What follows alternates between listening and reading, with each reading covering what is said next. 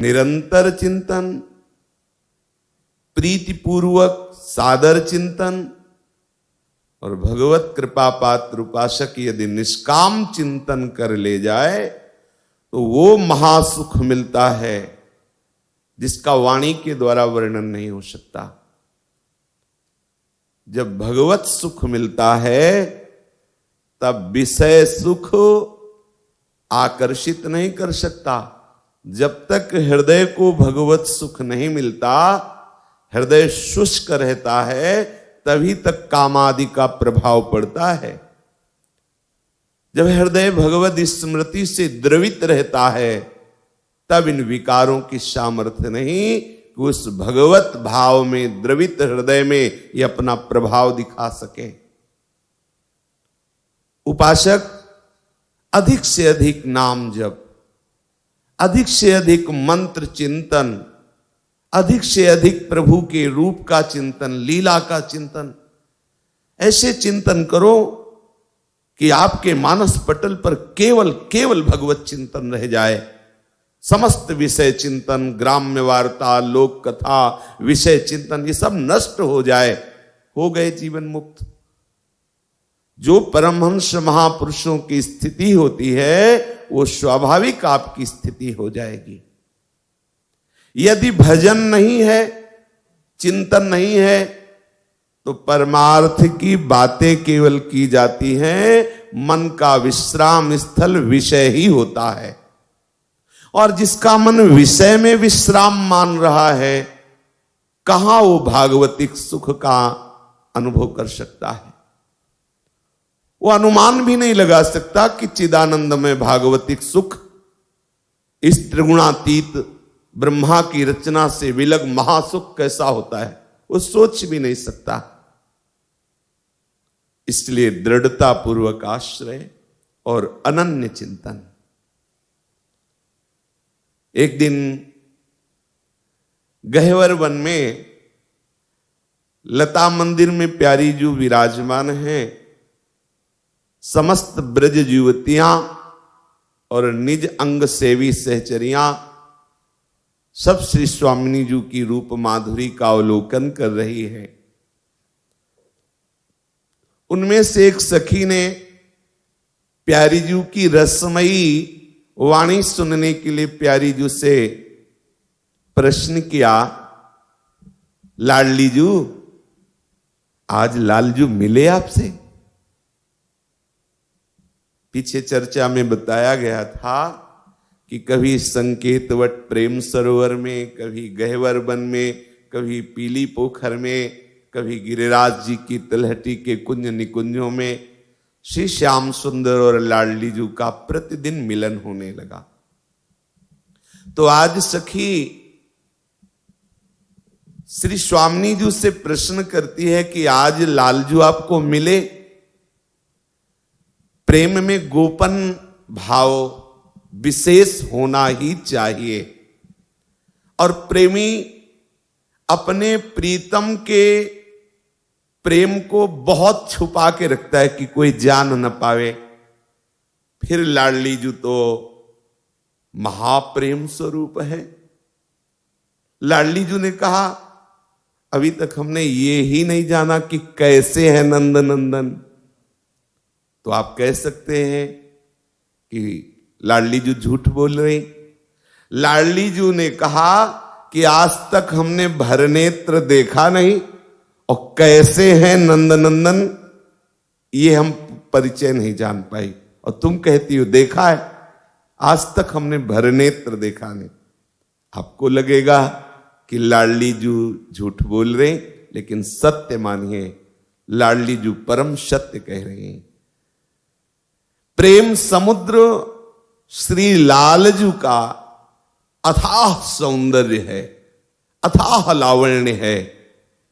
लाडली जी चकोरी की भांति निरंतर कभी रूप चिंतन में है, कभी रूप दर्शन में है, कभी उनकी प्रेम चेष्टाओं के चिंतन में अतिशय प्रीति होती अंतर्गति, तो कभी बाहर प्रेम चेष्टाओं में केली कर रही है।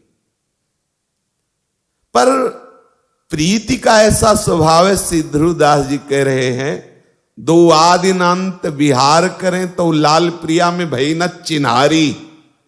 तो श्री जी कह रही है कि कैसे है नंद नंदन, ये अभी तक हमें परिचय ही नहीं मिला। आज तक हम भरनेत्र नंद नंदन को देख नहीं पाई।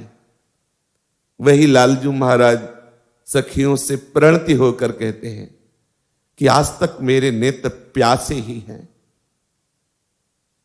भगवत ऋषि जी कह रहे हैं लालजू के हृदय की बात, तू मुख चंद्र चकोरिय नैना, राधे तू मुख चंद्र चकोरिय नैना, अरबरात मिलवे को निस दिन मिले ही रहत मनो कबहु मिले ना। बड़ा अद्भुत प्रेम का स्वरूप है। तो श्री लाडली जो कहती है, कैसे हैं नंद सुमन कन्हाई, कैसे हैं नंद सुमन कन्हाई, देखे नहीं नैन भरी कबहू, ब्रज में रहत सदाई, देखे नहीं नैन भरी कबहू, ब्रज में रहत सदाई। सत्य कहती हूं सखी, आज तक हमने नेत्र भर के देखा ही नहीं लालजू को। ब्रज में तो सदा ही वो रहते हैं, पर आज तक नेत्र भर कर नहीं देखा। कैसे है नंद नंदन मुझे पता नहीं। सकुचती हो एक बात कहती तो ही, सो नहीं जाती सुनाई, सकुचती हो एक बात कहती तो ही, सो नहीं जाती सुनाई, कैसे हूँ मोही दिखावहु उनको, ये मेरे मन आई, कैसे मोही दिखावहु उनको, यह मेरे मन आई। अति ही सुंदर कहियत है वे, मोको देहु बताई, अति सुंदर कहियत है वे, मोको देहु बताई। सूरदास राधा की बाणी, सुनत सखी भरमाई, सूरदास राधा की बाणी, सुनत सखी भरमाई। किशोरी जी ने कहा कि सखी तुझसे सही बताऊं, बड़ा सकुच लग रहा है। हम तुमसे प्रार्थना करने ही वाली थी कि एक बार नंद नंदन कैसे है, भरनेत्र तू दिखा दे। और आज तू बता कैसे है नंद नंदन। बड़े सुंदर है सुना है, तू मेरे को बता कैसे है नंद नंदन। श्री जी एकदम भाव में डूबी जा रहे। सखी को भी लगा कि ये आज राधा किशोरी कैसी बात कर रही है। सावधान हुई, चतुर शिरोमणि सखी है। उसने श्री जी से कहा, हे चतुर शिरोमणि, दूरत नहीं नेह अरु, सुगंध चोरी दुरत नहीं नेहरू सुगंध चोरी। प्रियाजू, यदि इत्र लगाए हो और सोचे कि किसी को खुशबू न मिले तो वो महारानी जू वो छुप नहीं सकती। ऐसे ही प्रेम छुप नहीं सकता। ऐसे ही चोर बहुत समय तक चोरी करे तो भी नहीं छुप सकता, क्योंकि प्रकाशित हो जाएगा। नेह की चोरी, सुगंध की चोरी और चोरी ये छुपाई नहीं जा सकती। जैसे शरीर में इत्र लगा हो तो सबको खुशबू पता चल जाएगी, ऐसे ही प्रेमी के जो नेत्र हैं वो अलग ही होते हैं।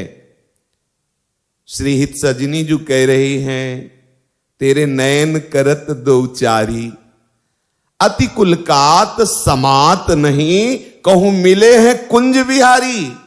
प्यारी जू, आप बताओ चाहे न बताओ, आपके नेत्र चुगली कर रहे हैं क्या? ये इतने कुलक रहे हैं, इतने आनंद प्रफुल्लित हैं कि ये बता रहे हैं कि कहीं कुंज बिहारी से मिलन हुआ है आपका। स्वामी जी, आपकी चेष्टा से, आपके दर्शन से, आपके नेत्रों से प्रकट हो रहा है कि लालन आपसे मिले हैं। आप छुपाने की चेष्टा मत कीजिए। यदि आप छुपाएंगी तो हम सबके हृदय में दाह होगा। आप व्यक्त कर दीजिए। संपूर्ण ब्रजमंडल जानता है कि लाडली लाल की चिरंजीवी जोरी है। संपूर्ण ब्रजवासी जन जानते हैं। अब आप छुपाने की चेष्टा ना कीजिए। ब्रज युवती श्री स्वामी जी से कह रही है कि आप ऐसा कहती, हमने नंद नंदन को भरनेत्र देखा नहीं है। तो ये सखियो सुनहु सखी राधा की बानी, ब्रज बसी हरि देखे नहीं कबहू, लोग कहते कछुआ कथ कहानी। सुनो सुनो सखियो, किशोरी जी की बात तो सुनो। ये कह रही हमने नंद नंदन को देखा नहीं है। कोई ब्रज में सुंदरी बसती हो और वो नंद नंदन को ना देखा हो, आश्चर्य की बात है। क्योंकि कोई भी पुष्प सुंदर पराग से युक्त हो तो भ्रमर कहीं भी हो वहां आ जाता है। ये ब्रज युवती प्रेम अनुराग से भरी हुई है और अनुराग युक्त को श्री लालजू दूरी बना के छोड़ दे, ऐसा कैसे होता है? वो तो भ्रमर की तरह अनुगमन करते हैं अपने अनुरागियों का। जैसे पुष्प पराग से लुब्ध भ्रमर मंडराता रहता है, ऐसे प्रेमियों के समीप रहते हैं। फिर लाडली जू तो प्रेम समुद्र का सार है। सखियो सुनो, कह रही हमने नंद नंदन को देखा ही नहीं है। ये बड़ी अकथ कहानी है प्रेम की। और आश्चर्य की बात ये कह रही कि कोई हमें नंद नंदन को दिखा दे। वो एक जो अपना मन है, सबसे पहले देखते ही वो मन तज जाता है, भज जाता है, नंद नंदन में समर्पित हो जाता है। एक हुतोसो गयो श्याम पे गया, सावई मनः कृष्ण पदारविंदयो। एक मन चोरी हो जाता है, अर्थात मन कृष्णमय हो जाता है। जिसको भगवत साक्षात्कार हो जाता है उसका मन नहीं रहता, वो श्री कृष्णमय हो जाता है। और ये दिखाई दे रहा है कि लाडली जो आपका मन आपके हाथ में नहीं है। पहला लक्षण कि आपको श्री कृष्ण दर्शन हुआ है। दूसरी बात, दो को तज देंगे, पराई हो जाएंगी। ये दोनों आंखें ये अब तुम्हारी नहीं रहेंगी। जिसे भगवत साक्षात्कार हो जाता है तो उसके नेत्रों में आराध्य देव की बाकी झांकी समा जाती है। रूप भरे नेत्र जो कैसे होते, रूप भरे, रूप समा गया। नयनों में रूप बस गया। पिय मूर्ति नयनन बसे, बस गए प्रीतम। अब ये नेत्र प्राण प्यारे की रूप माधुरी में समा गए, अब देखने वाले के अधीन नहीं है। क्यों देखना चाहे तो देखे, जो देखना चाहे देखे, नहीं, अपलक नेत्रों से वो अपने प्रीतम की रूप माधुरी में डूबा रहता है। सामने है तो निर्निमेष नयनों से दर्शन हो रहा है, और प्रकट में नहीं है तो अंतर में नेत्रों में समाये हुए प्रीतम में वो डूबा रहता है। एक क्षण के लिए भी कभी नेत्रों से प्रीतम हटते ही नहीं। यही दशा उद्धव को दर्शन करने में आई गोपी जनों की। सीधे बात कर रहे हैं ठाकुर से। वो समझ रहे थे मथुरा में श्री कृष्ण है, लेकिन जब गोपियों के संग तो प्रत्येक गोपी के समीप श्री कृष्ण, प्रत्येक भक्त के अलग श्री कृष्ण। ये वही समझ सकता है जो अनुराग रस की तरफ बढ़ रहा है। हमारे प्रीतम सिर्फ हमारे प्रीतम हैं, हमारी श्री जी सिर्फ हमारी श्री जी हैं। अत्यंत आसक्ति के कारण वो अपनी प्यारी जी को सदैव अपने समीप देखता रहता है। आपको लगेगा अगर प्यारी जी उसके समीप है तो अन्य उपासकों के पास है प्यारी जू ही, लेकिन वो उसकी प्यारी जू, वो उसकी प्यारी जू। जैसे भाव देश में उपासक जो पहुंच चुका है, वो इस समय श्री जी को स्नान करा रहा है, तो उसी क्षण दूसरा उपासक स्नान करा के श्री जी का श्रृंगार कर रहा है, तीसरा भोग लगा रहा है, अन्य तो है ना श्री जी सबके पास। प्रगट में नहीं, भाव देश में चिदानंद बपो श्री जी सबके ठाकुर, अलग अलग पूर्ण से। ऐसा नहीं कि अधूरी सेवा, संपूर्ण सेवा उपासक को मिलती है। ये बड़ा गूढ़ है, ये अकथ कहानी है, अनिर्वचनीयम प्रेम स्वरूपम। तो श्री जी से सखी कह रही है कि उसके दो उसके बस में नहीं रहते, दो ये नेत्र। एक मन प्रीतम के समीप गया, दो नेत्र प्रीतम के अधीन हो गए। और जो तीन हैं